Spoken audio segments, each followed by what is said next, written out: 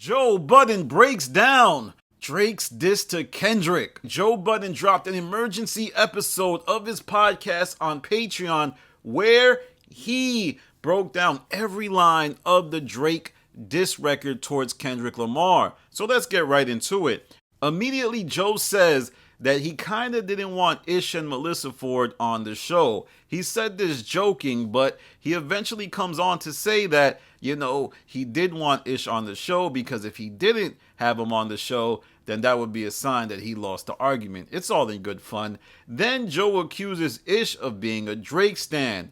Immediately, Joe starts off the pod with playing Pusha T's Exodus. Now, I gotta say, that is a great song. Story of Adidan, I don't like that one as much. But then they start talking about rappers who are greatest at making beef records. There's a conversation about LL Cool J. But Joe says, we're here to talk about Drake, Kendrick, and all the drama that's going on.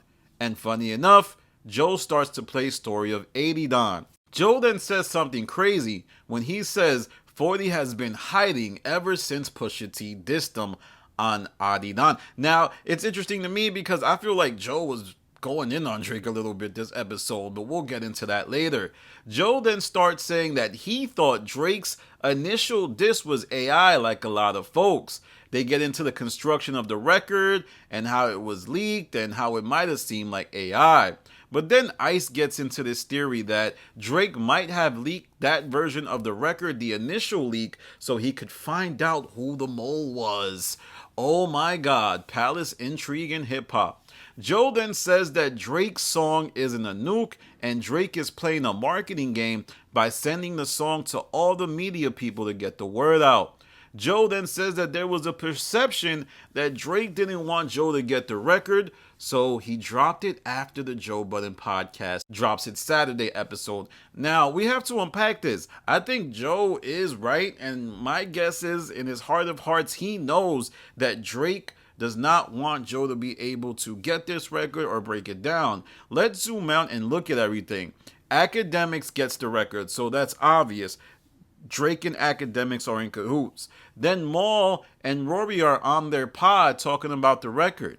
Joe has no idea about the record, right? He doesn't know the lyrics like Rory and Mal. He doesn't know what's going on. He's hearing about it from other parties, or it seems like Academics, Rory and Mal are hearing it directly from the source, Drake. So Drake is using this war that he's fighting against Kendrick to spurn Joe Budden. And Joe Budden is using his platform to shoot at Drake. And let's get back into the breakdown of the pod before we get into that. In general, the pod thinks this diss record that Drake dropped is just trying to get Kendrick out his hole, with Joe saying that this Drake diss is a nice light punch. They start breaking down the diss, and Joe immediately highlights how Drake took it easy on Future and says Drake likely wants to piece it up with Future. Now, I don't know if that's necessarily the case. I think it's just Future. Like, how do you really go back and forth with somebody who can't rap? But we will see. Maybe Joe is right. Joe then says that Drake this weekend way more harshly, and they critique the size 7 shoes diss that Drake lobbied at Kendrick. Basically, I guess they're trying to say it kind of sounded corny. They critique other lyrics of the diss song, and then Joe and the cast say that Drake might be hinting that Weeknd is enjoying a little man-on-man action, if you get what I'm saying. And, Drake said that guys were treating other guys like they treat women. Very interesting. I don't know if that was what Drake is doing, but maybe he was. Then the pod says Drake needs to be prepared for whatever comes after he mentions Kendrick's wife. And they basically are saying this because Drake has a propensity to mention other people's wives. Last time that backfired because it gave Pusha T license to go nuclear, and we will see how that plays out. Did Drake make a mistake? After that, Joe says that Drake moves entirely too wonky with women to be dissing rappers who are married and in committed relationships. Yeah, that's it. Maybe that's a good point. Drake doesn't understand what it is to be in a faithful, committed relationship with the love of his life, so he needs to stop commenting on that. I guess he's talking about Pusha when he mentioned his wife, Kendrick now that he mentioned his wife. and also Rihanna and ASAP Rocky. Joe then says it's wild that Drake has so many women in common with other rappers and NBA players. Now, I don't know what this means by Joe. For the most part, I would guess that all of you guys are sleeping with each other's women, and this is just weird, but we'll get into that later. Flip and Ish then argue about Drake sleeping with everyone's girl, with Ish saying that, hey, all these women are choosing to sleep with Drake, and that's not really on Drake. But Flip says, why is Drake always trying to move around with other women? This whole episode felt like Surviving Drake. Basically, the Joe Budden podcast, especially Joe, were trying to cape for the men that are getting their woman stolen by Drake. It was kind of interesting. Imani then shoots some bail to Drake and says that, there's a lot of people hating Drake right now, but there's a lot of people that hate Joe. There's a lot of people that love Joe. Right now, we're just seeing all of these factions shoot at Drake for whatever reasons they have issues with Drake. Joe then says that Drake's diss might reveal that timestamp Drake is dead. He's talking about the Calabasas record, the Dallas record, those timestamp records that were obviously the highest peak of Drake's lyrical penmanship.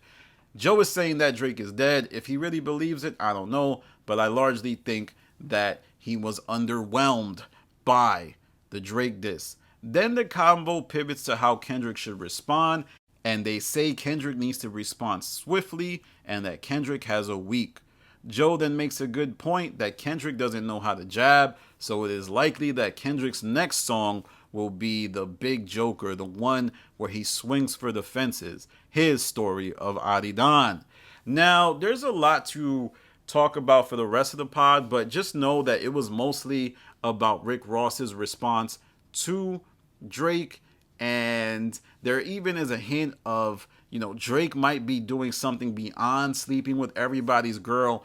I largely am trying to do the science on what's going on, and why do you think there is some allusion to Drake doing something so evil, so bad to other artists? Could it be that, this is my theory, could it be that he has some sort of deal with Lucian Grange or something like that? Like, everybody keeps mentioning Lucian Grange and how Drake is at the top of the music industry.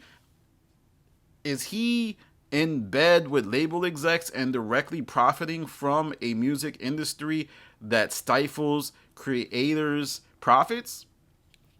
That's the only thing I could think of, because outside of that, or everybody just being mad Drake is smashing their girl, I don't know what could be wrong.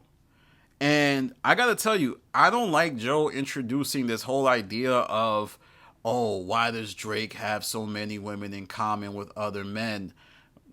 These rappers, right, the Futures of the world, the Frenches of the world, the Rick Rosses of the world, hell, even the Joes of the world, to me, it appears like they like sleeping with other dudes' women, right? And I think Drake, being the top, the pinnacle of hip-hop, he reminds them that, yeah, this could be done to you too, dog. And that makes them angry, right? It used to be that these rappers could steal the other women of dudes that live in Ohio, New York, but now it's getting done to them by somebody who they think is a complete nerd, right?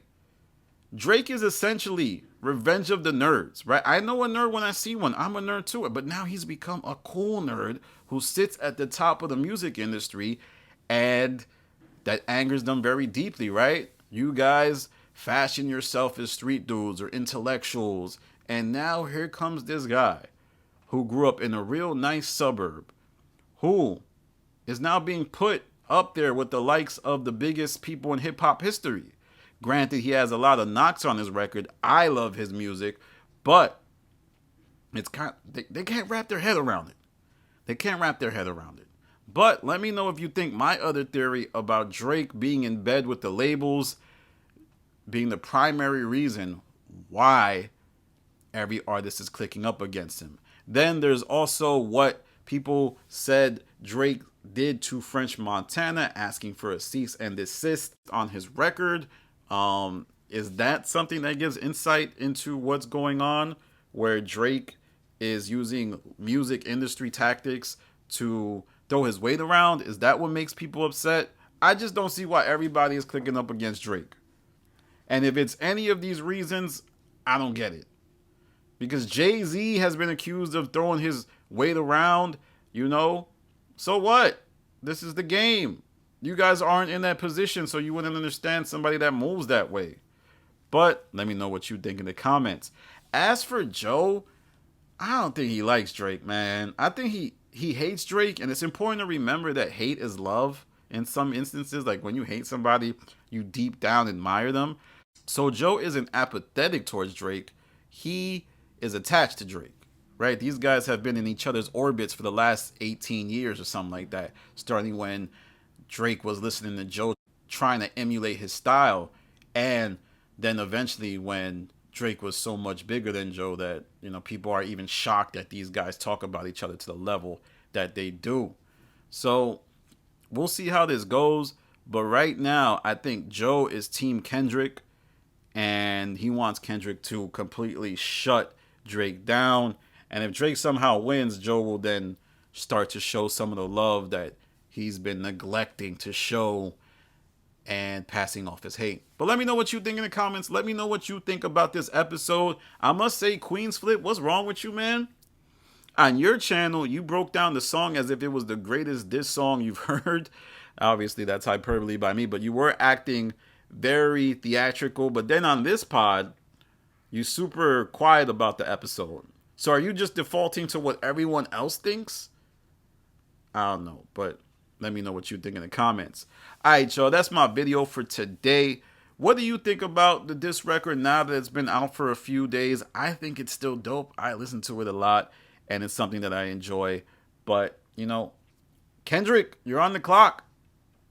Kendrick, I think there is a clock. The pod said there wasn't a clock. No, Kendrick gotta respond. You know, right? Drake has the poppy accusations of him being poppy, and, you know, he don't really got it. And this record isn't even that good. Well, if this record isn't that good, respond.